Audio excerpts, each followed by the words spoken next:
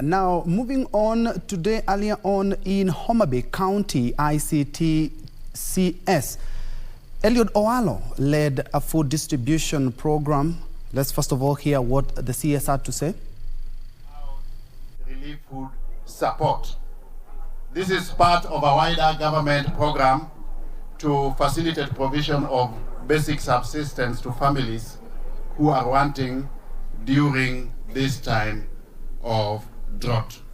It is a short-term measure. Long-term, the government has got a tangible agenda for purposes of food security that would involve massive irrigation programs in all parts that don't usually get adequate rain.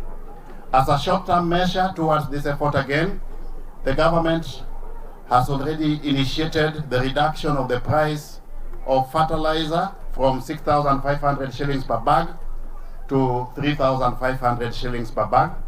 We are looking forward to provision of seedlings as we move towards the period of the long rains.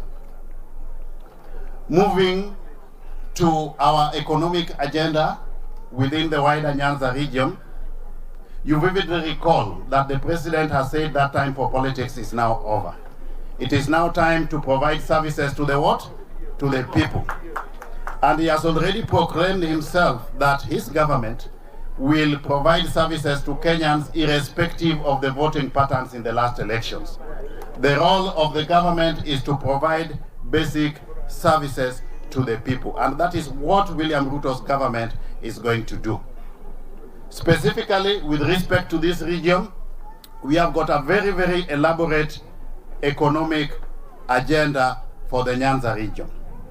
Just yesterday, in our first cabinet meeting, His Excellency President William Ruto assented to the establishment and operationalization of a major fish training institute to impart adequate skills to those of us who are in the fishing industry in this sector. It's going to be the biggest fish training institute in the country, costing colossal sums of money. Do we appreciate that? Are we appreciative of that? Yes.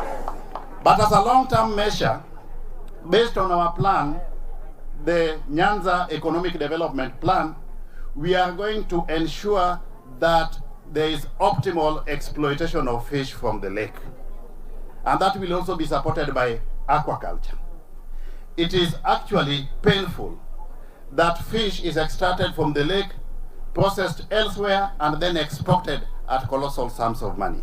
We are going to reverse that, and we will ensure that in all the beaches, whether it is Rusinga, whether it is Mihur, or it is at Usenge in Siaya, or Luanda Kutieno in Rarieda, we are going to establish fish processing plants with proper refrigeration facilities along all those beaches, so that those of us who are in the fishing industry can exploit that space at optimal levels.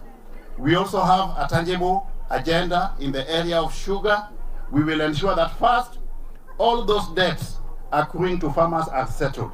Then we will come up with a tangible plan of ensuring that the sugar factories of Soni, Miwani, Muorodi, and Chemelil are operating at optimal capacity level.